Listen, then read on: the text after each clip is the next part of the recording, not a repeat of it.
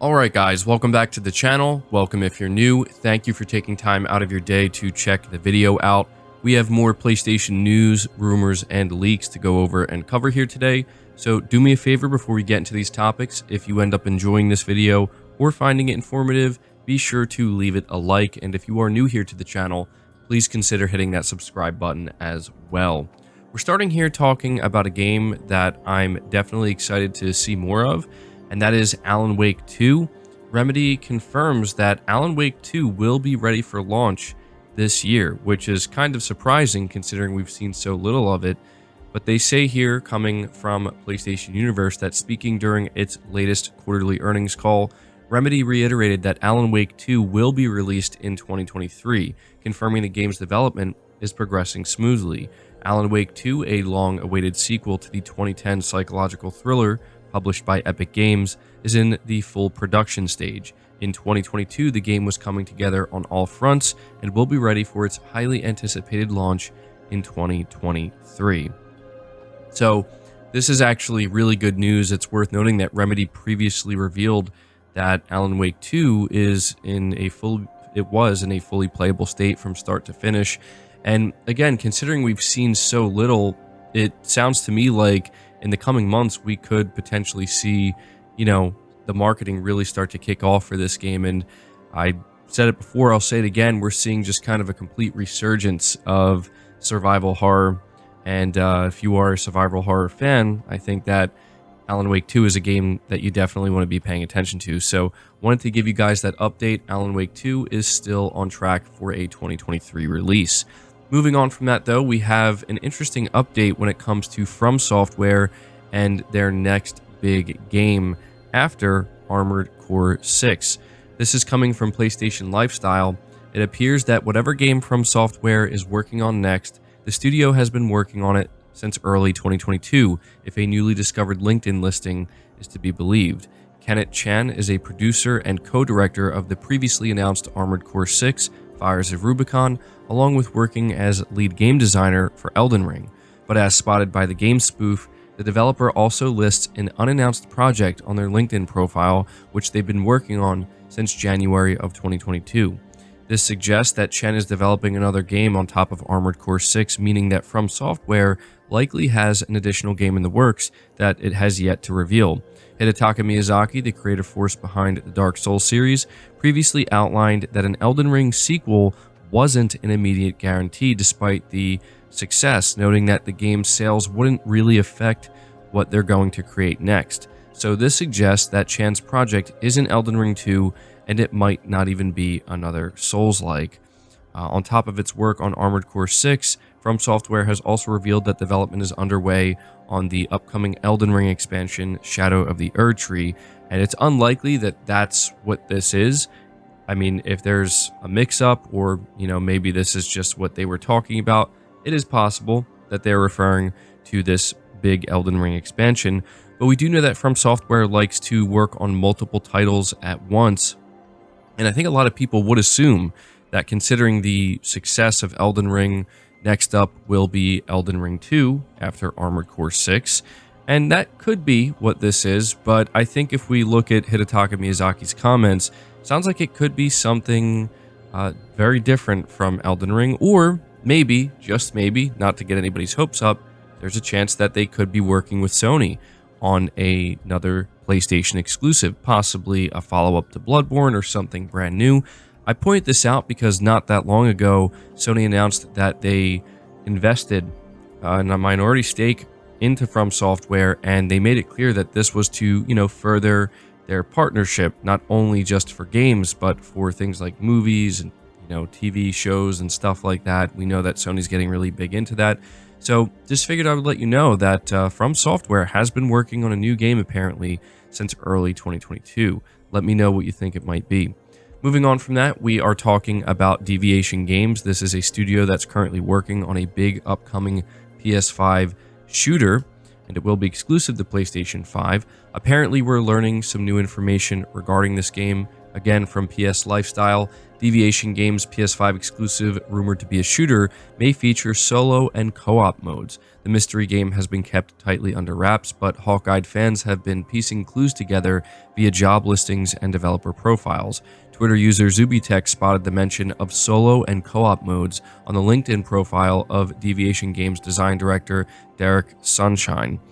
It says here that previously the AAA game was thought to be a multiplayer-only live service title, but job listings later suggested that the game will be a shooter featuring a story-driven single-player mode alongside multiplayer. Deviation Games was co-founded by Call of Duty veteran Jason Blundell, who announced his departure from the studio in September 2022, a little over a year after announcing a partnership with PlayStation. Deviation CEO Dave Anthony said the PS5 project is not affected by Blundell's departure, and the groundbreaking AAA original IP will be in capable hands. Deviation Games continues to be led by Call of Duty veterans. Its new senior vice president also previously worked on God of War. So, yeah, I wanted to give you guys an update on Deviation Games and their upcoming PS5 exclusive. It apparently will feature solo and co-op modes, and considering these are Call of Duty veterans, I think that makes a lot of sense. So hopefully we'll see more, or something I should say, on this game this year. Moving on from that though, we have a couple of updates regarding the ongoing Microsoft Activision Blizzard acquisition. First, apparently Microsoft may let Call of Duty have PS5 exclusive features in the future. This is being reported by PlayStation Lifestyle. Microsoft has revealed that it still intends to make full use of PS5 exclusive features for future installments of the Call of Duty franchise. Far from releasing bug-ridden versions that would push players towards Xbox, the company has said that they will make sure the PS5 has the best possible version moving forward. Call of Duty on PS5 will continue to include exclusive features like haptic feedback and adaptive triggers that are not found on the Xbox Series consoles. Microsoft explained to the CMA that they don't have any obligation to make a PS5 version that is, quote, beyond parity, end quote, with those on other platforms, but that by not doing so, they would hurt future sales. So this is Microsoft's response to what Sony recently claimed, that they could, maybe add bugs to the game, or maybe not add bugs intentionally, that would certainly be strange, but just not polish the game as much for PS5 and go out of their way to polish it, to the nth degree for the Xbox versions, thus, making the Xbox version the preferable version that people would want to play. And what Sony really would like to have here is something that can be enforceable, that says Microsoft can't do this, not necessarily just a promise, like we're getting right now. I think that this would be great, and I would hope that this is something that Microsoft would do.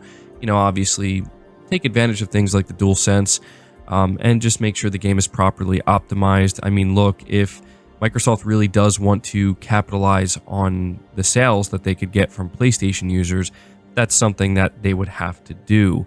But it is kind of understandable why Sony might be a little bit worried about this, and why they would want an enforceable, kind of rule on this that says you simply can't do that, rather than just a promise from Microsoft. But Microsoft says they have no plans to do something like that.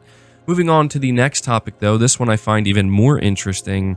Apparently Microsoft believes 10 years is sufficient time for Sony to work on a Call of Duty alternative, or multiple alternatives. Being reported by PlayStation Universe, Microsoft has suggested that 10 years is long enough for format holder Sony to develop a rival to the Call of Duty franchise. The Competition and Markets Authority, or the CMA, has previously expressed concern that the Xbox console maker's plans to acquire Activision Blizzard could reduce PlayStation's ability to compete with Microsoft by a significant margin, as the deal would mean Call of Duty would be owned by the Xbox format holder. To counter this, Microsoft has said that it is willing to release every new Call of Duty game for PlayStation formats on the same day as they arrive on Xbox consoles. Now speaking in a new document, the hardware manufacturer has told the CMA that it believes Sony is able to work on a rival to the multi-million selling first-person franchise within a decade. This is what they had to say. At the Remedies hearing, the CMA asked Microsoft if the 10-year duration is sufficient, and whether there would be a cliff edge for Sony at the end of this period. The 10-year period is redacted. Microsoft considers that a period of 10 years is sufficient for Sony as a leading publisher and console platform to develop alternatives to Call of Duty. The 10-year term will extend into the next console generation. Moreover, the practical effect of the remedy will go beyond the 10-year period, since games downloaded in the final year of the remedy can continue to be played for the lifetime of that console and beyond with backwards compatibility. It's also worth noting that Microsoft did make it clear, they did draw the line and put their foot down, that they do not plan to extend that 10-year deal, and they will not be doing that. That's worth noting because, you know, there were some people like myself kind of wondering if they would be willing to go beyond that 10-year deal to put more pressure on Sony and maybe make Sony happy. But 10 years for Microsoft is more than enough, and they're not doing that. So, you know, I kind of want to lead this to you guys to let me know down in the comments below. Do you agree with Microsoft here that 10 years is, you know, a sufficient time for a Call of Duty alternative? It's worth noting they do not say a competitor. I think that's done purposely. They do not want to say competitor because I think Microsoft is aware of just how difficult that is, considering this is the same company that has tried to create Call of Duty competitors over the past 2 decades. And, you know, in some ways they maybe succeeded with a series like Halo, but ended up faltering. And, you know, I think that the argument that they're making here, that 10 years is more than enough time for Sony to do this, it's pretty hypocritical when you consider that, well, you know, can't the same be said for you, Microsoft, that you've had more than 10 years to create a franchise as compelling as Call of Duty, to use that, you know, and put that into Game Pass and whatever. But, you know, the reality is Microsoft, just like Sony, wants more than just their own shooter. They want their own shooter and Call of Duty. So let me know what you think about what Microsoft is saying here. But we're moving to the next topic, which talks about the upcoming Horizon Forbidden West Burning Shores DLC. It's up for pre-order now. This is what Sony's announcing on the PlayStation blog. And we do have a price point. It's going to be $20 US. A lot of people were wondering how much this DLC would be, so now we know. But on top of that, Sony's doing something that I think is kind of strange. Not that big of a deal, but still, I think it's a little weird. They're offering a pre-order bonus for this DLC. I guess that's just where we are now with PlayStation DLC in 2023. But if you are somebody who is planning to pre-order the DLC, you're going to get the Black Tide dye outfit and the Black Tide Sharp Shot bow. Both will be available from the beginning merchant, or, you know, the first merchants that you find in the Burning Shores DLC. So on top of that, it's worth noting that in order to access and play the DLC, you will have to have completed the main story of Horizon Forbidden West. So I think that's important to take note of as well. I don't know how many people would want to dive into this, you know, knowing it takes place after the main story without playing the main story first, but just in case you were, you will have to play the main game. So let me know your thoughts on that. Moving on to the final topic, this is a pretty big leak, I think, to a lot of people. We know that Sony has been pretty much silent with almost all first-party stuff, including Spider-Man 2, but it seems that the actor who's playing Venom may have leaked out when this game is releasing and when we can expect a big marketing push. Coming from WCCF Tech, it looks like Tony Todd's at it again. The voice actor for Venom in the upcoming Marvel Spider-Man 2 has somewhat casually leaked information about the game in the past, and now he may have let slip the release window for the much-anticipated title. Looks like September. Massive publicity coming in August. Commercials start dropping in August, so I'm told. Hold on to your and hold your breath. Gonna be necessary.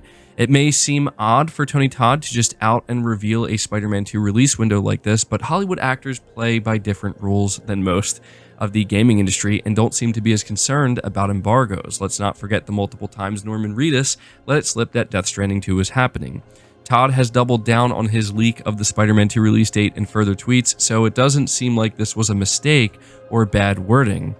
So we obviously have to take this with a grain of salt, and for those wondering why he said this, he was actually responding to a fan on Twitter who said, you know, basically Spider-Man 2 can't come soon enough. And, you know, that's when Tony Todd basically just straight up said it looks like it's coming in September, and the big publicity and marketing push is going to begin in August. So we don't have a specific date for September, but I don't want to say that fans are necessarily shocked or stunned by finding out that it's going to release in September. I think a lot of people were actually saying that seems like a perfect month for Spider-Man 2, but I think people are going to be quite surprised that this is how we learn about it. Tony Todd, the actor who's playing Venom, just casually coming out after, a year and a half of Sony silence, just being like, hey man, yeah, look forward to it in September. And we got a big marketing push coming in August. Obviously, this could change, and this isn't officially confirmed by Sony, but this is a pretty good source if there ever was one. So, I mean, I believe it, and I'm assuming that it's going to be true, and we can look forward to Spider-Man 2 in September. And so, yeah, that's going to do it for the video, guys. I hope you enjoyed it. I hope you found it informative. If you did, leave it a like. Subscribe if you're new. Hit the bell notification icon, and feel free to share the video out on top of all that. But until next time, guys, take care.